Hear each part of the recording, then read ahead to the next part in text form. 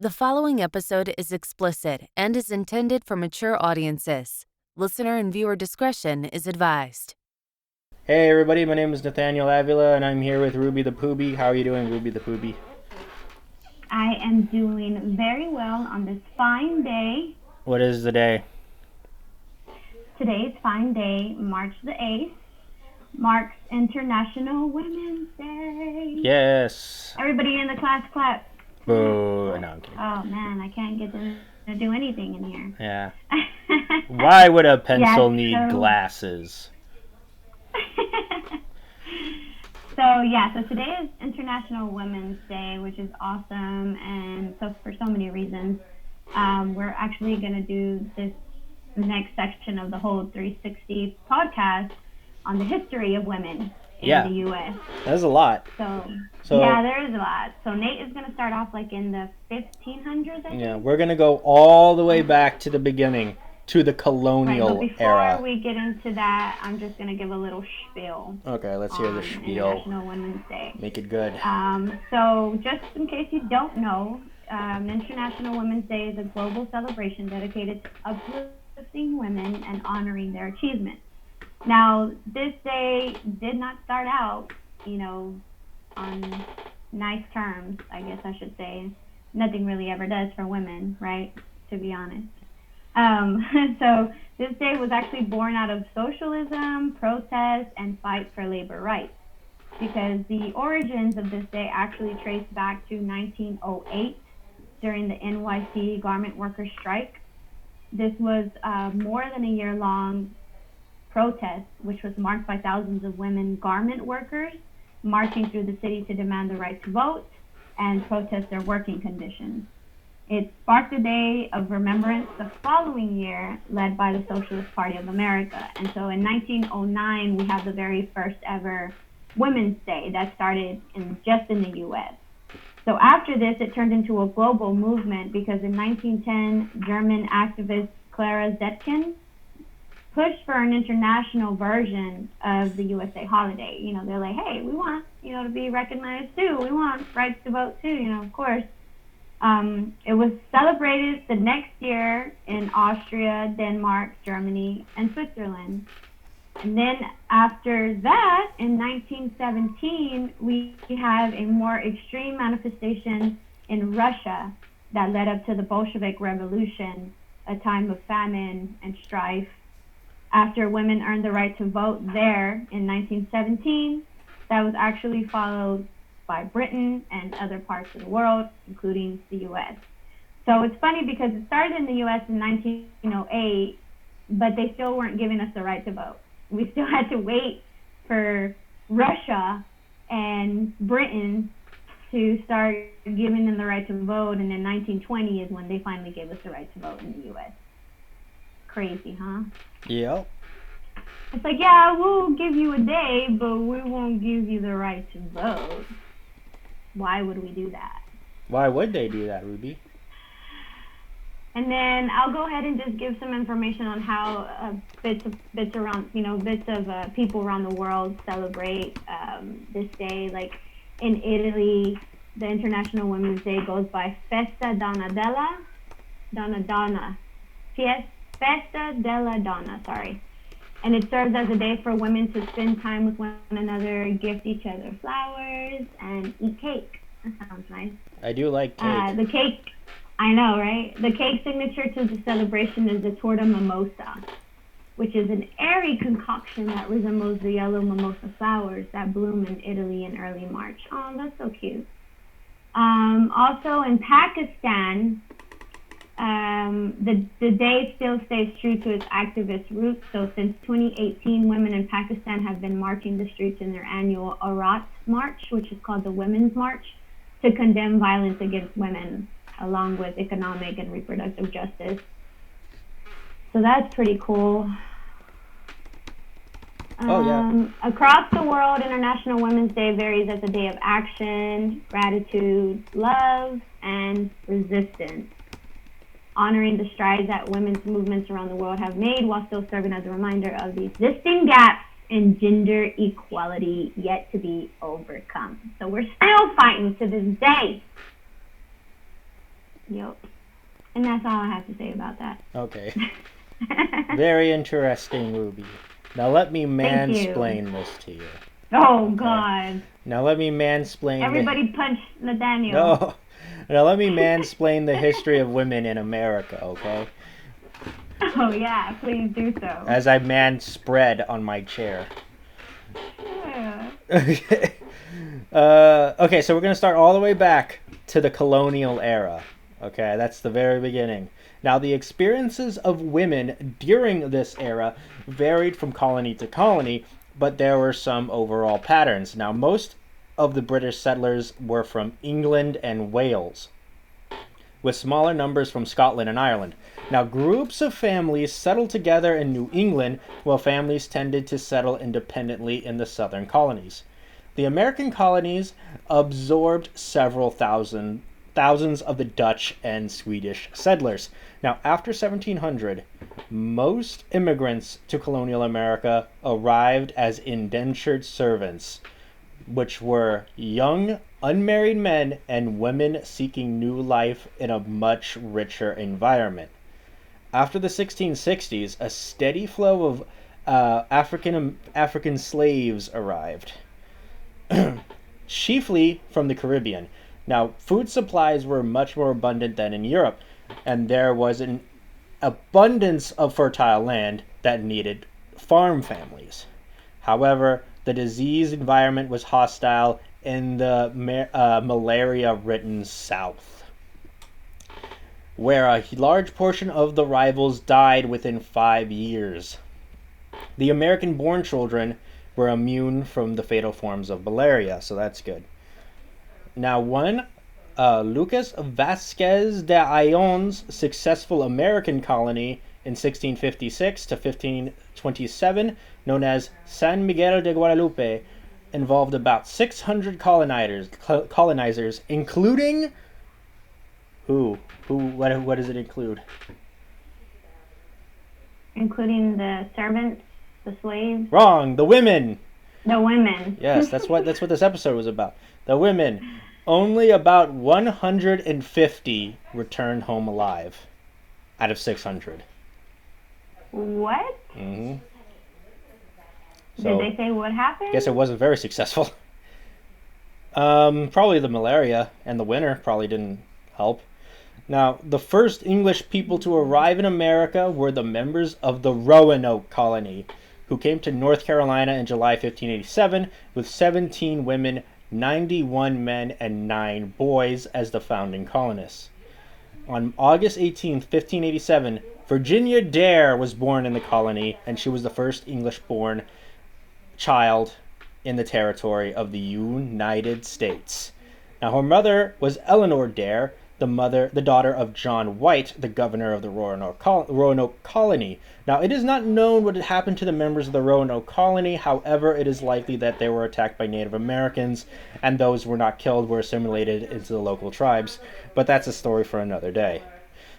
That's actually quite an interesting story. Mm-hmm. Now, Jamestown was the first English settlement in America, was established in 1607 in what is now Virginia.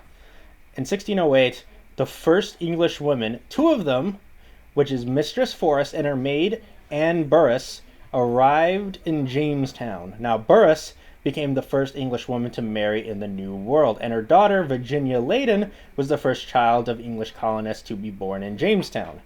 And the first Africans since those in Lucas Vasquez de Ayllon's unsuccessful colony in 1526 were brought to Jamestown in 1619.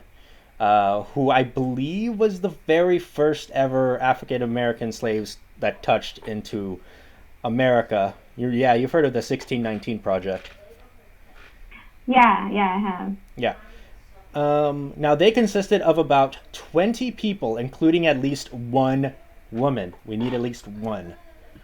Now, they were captives originally from the kingdom of Ndongo in modern Angola, who had been part of a larger group heading to Mexico, and were taken after an attack of the Portuguese slave ship by English privateers. Now, their arrival had been the beginning of the history of slavery in Virginia, and also the starting point for African American history. given that they were the first such group in mainland British America. Now, also in 1619, 90 young single women from England went to Jamestown to become wives of the men there, as women are only known to do. Right, Ruby? As is our only aspiration in life. I'm just kidding. With the That's women, all I look forward to. yeah, with the women being auctioned off for 150 pounds of tobacco each. So, imagine that being sold off for a pack of smokes, Ruby. Yeah, that's crazy. What if, like, somebody was like, hey, I want to marry you, here's a pack of smokes. You're mine now. I would have been like, I don't even smoke, guy. Now you do. And it's to be paid to the shipping company, so you're not even getting it. It's getting to the shipping company. Wow. So, did the shipping company have a say in this? I don't know. Now, as that was the cost of each woman's travel to America. Oh, it's because they were transferring them from Europe to America. Oh, you gotta pay for the transfer. Yeah, in packs of smokes. For your melon bride. Mm-hmm. That was the first instance of melon brides. I guess. Now, such voyages were often called tobacco brides. Now, there were many such voyages to America for this purpose, the 1619 voyage being the first, with the tobacco brides promised the passage and the trousseau for their tribe. What is that? Trousseau for their tribe. Oh, it's like a dowry. Oh, a doucehouse for their trouble. So it's like a dowry. Now, in New England, the Puritan settlers from England brought their strong religious values to a highly organized social structure with them.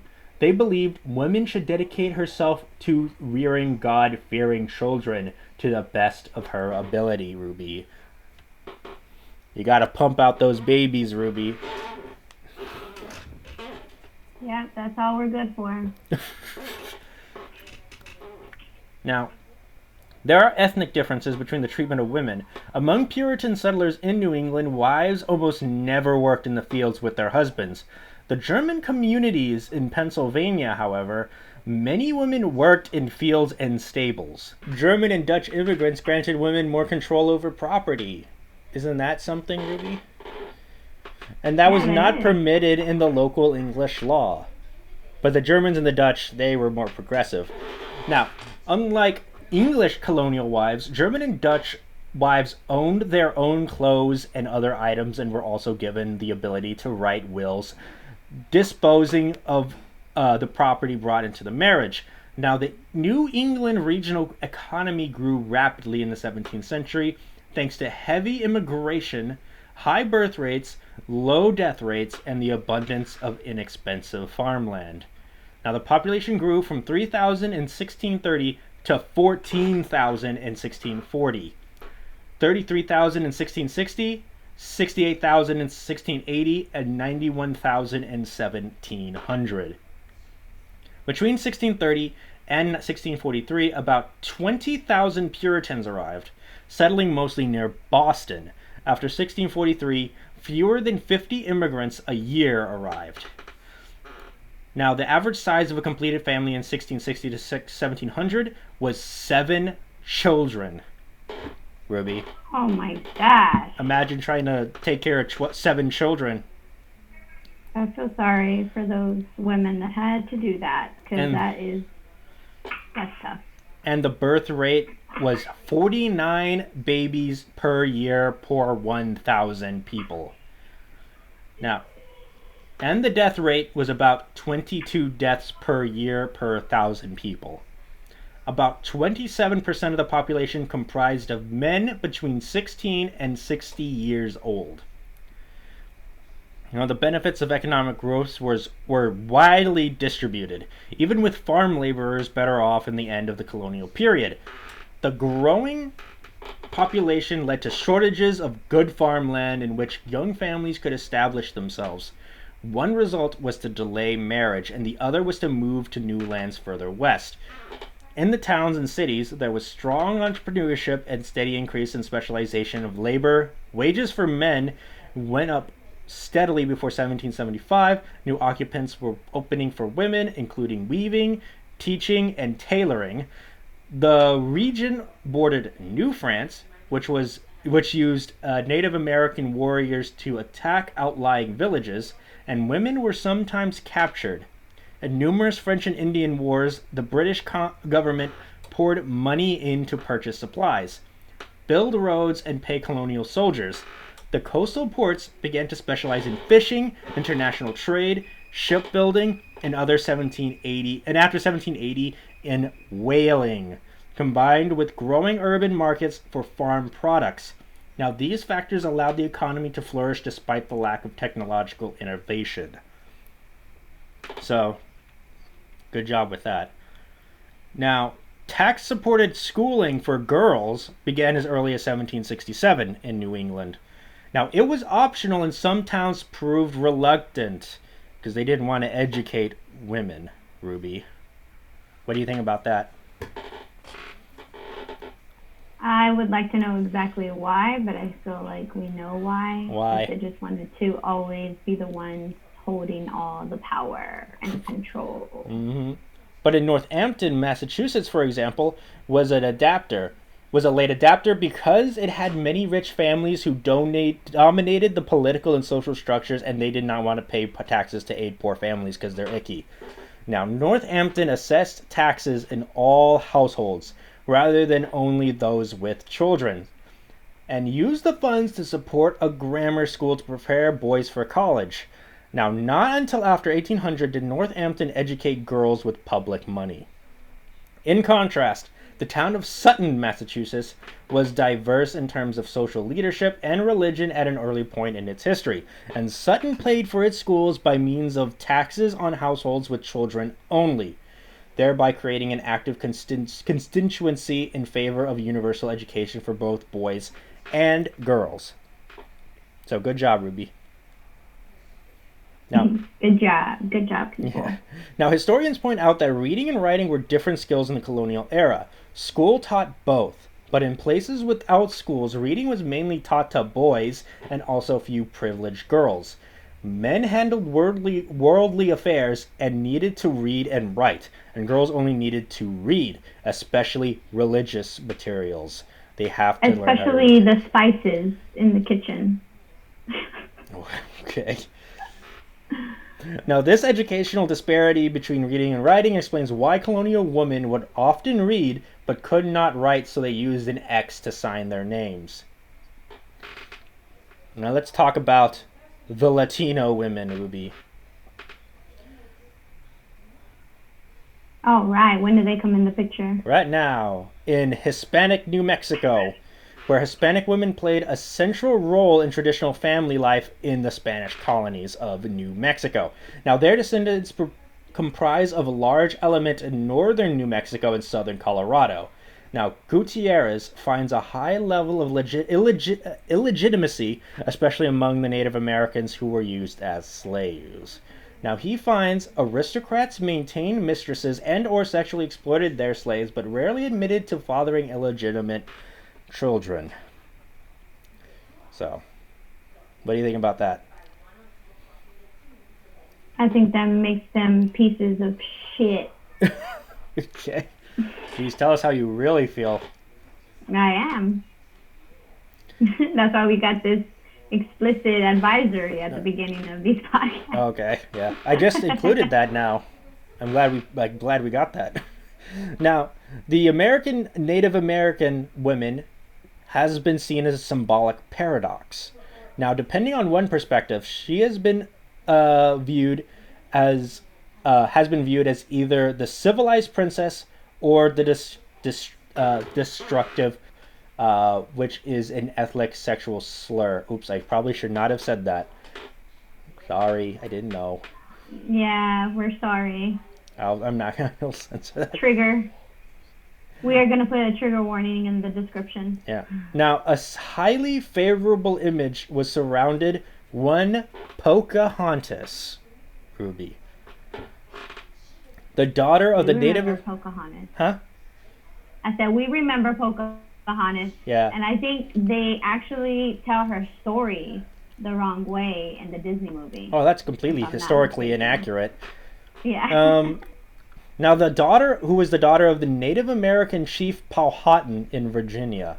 Now, John Smith himself said she saved him from being clubbed to death by her father in 1607, though there was some doubt as to whether this is what really happened, and I believe they also depicted that in the Disney film. She was taken hostage by the colonists in 1612, when she was only 17.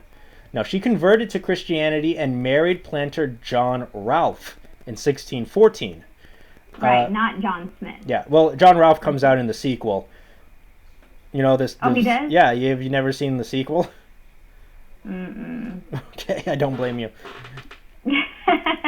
Now, it was the first recorded interracial marriage in American history, Ruby. Now, this marriage brought peace between the colonists and the Native Americans.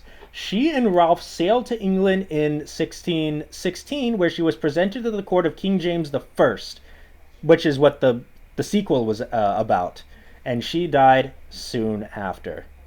Now, Townsend argues that Pocahontas was not a powerful princess, but just one of many of the chief's daughters. Now, she was assertive, youthful, and athletic, and she returns Ralph's love as also observing the Algonquin practice of constructing alliances through marriage. So she actually really did like Ralph. Alliance. They really did. She really did like Ralph. The marriage was consensual, and she accepts Christianity as completing her Algonquin religious worldview. So she kind of takes Christianity as like an addition to her traditional Algonquin religious beliefs. So what do you think about that, Ruby? So she didn't technically fully convert, but she did kind of like accept it. I'm sure it was just, her trying to do the best she could to show that, to strengthen that alliance. Mm-hmm. So that was just one of the things that would, show favor. Okay. Would have them show favor in her. Okay. So what do you think? How did she die? Did she die because of the diseases that were over there when she went over there? I don't know. She probably just, I guess.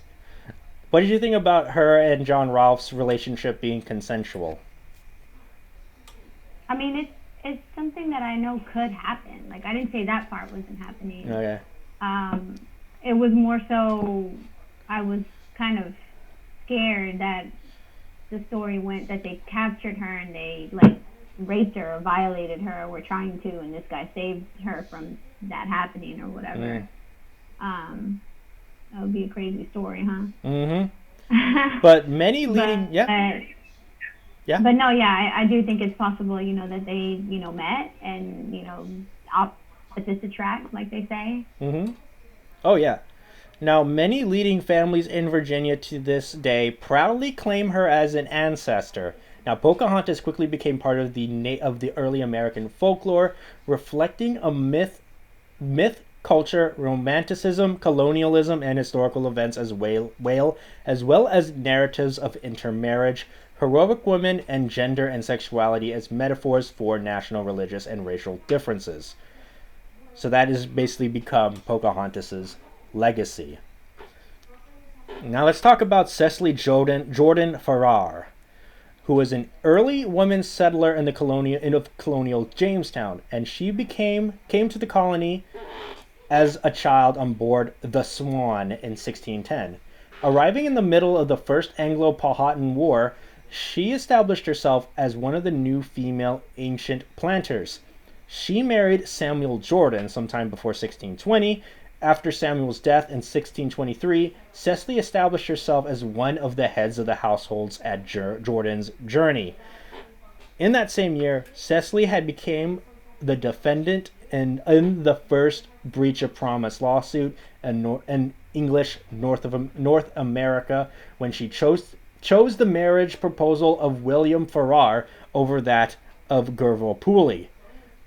So sounds like this Pooley guy is kind of jealous. Yeah, so they had a whole breach of contract, or how did that happen? It's called a breach of promise.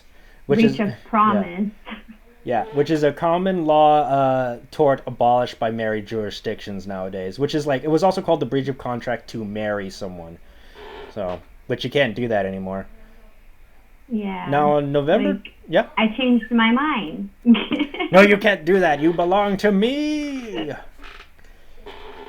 Now, on November 21st, we actually have a photo of that trial, so let me show it to you before we move on. I actually have a photo of that trial of Farrar. So, let me show it to you really quick.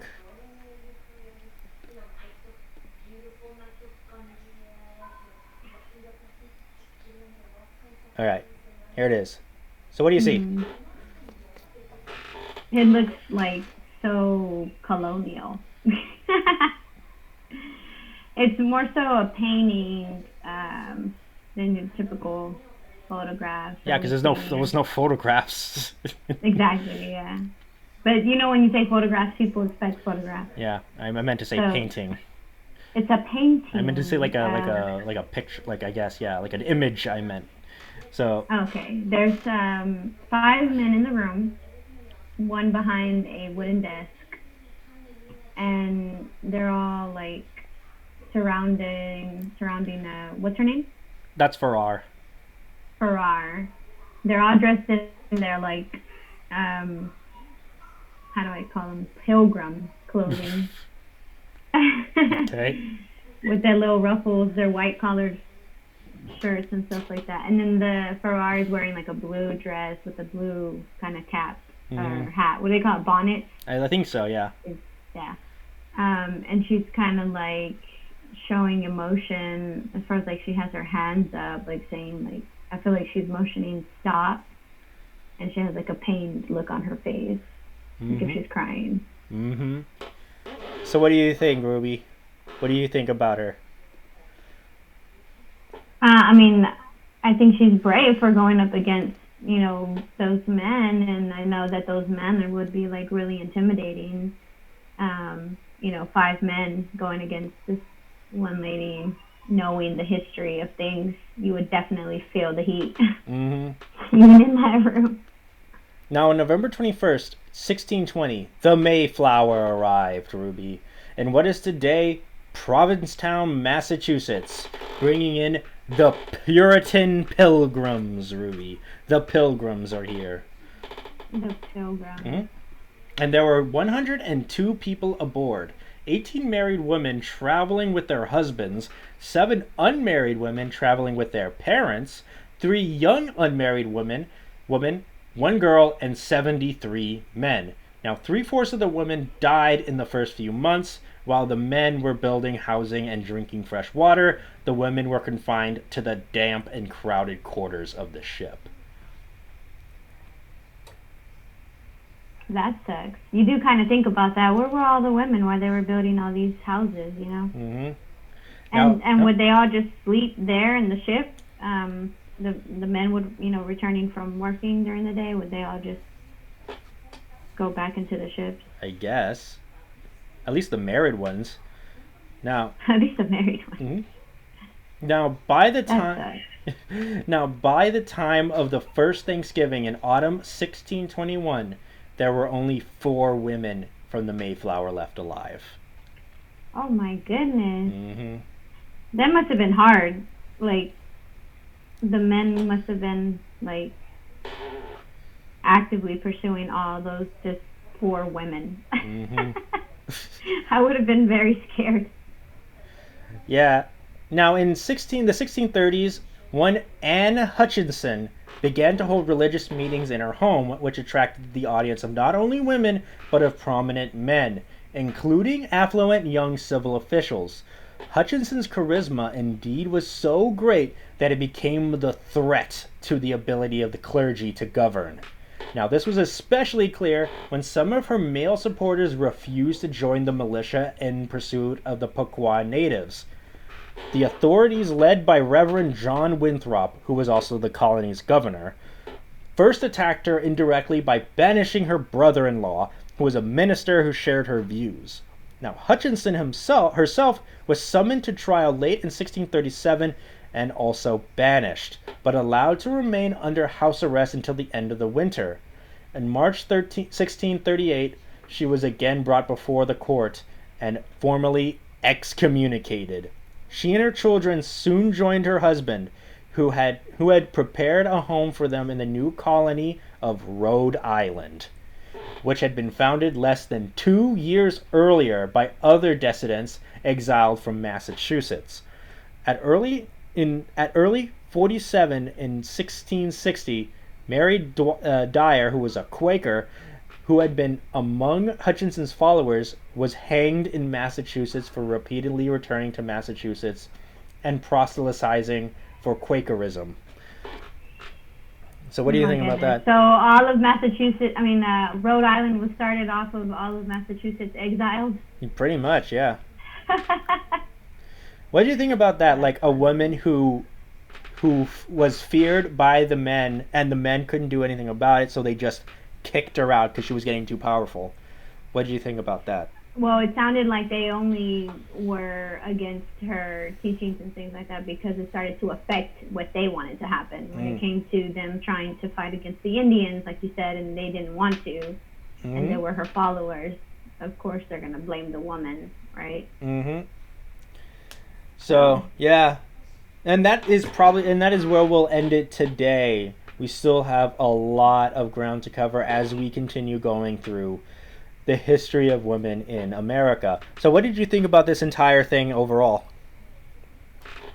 I think that it is a very, how do I say? I'm trying to find the word.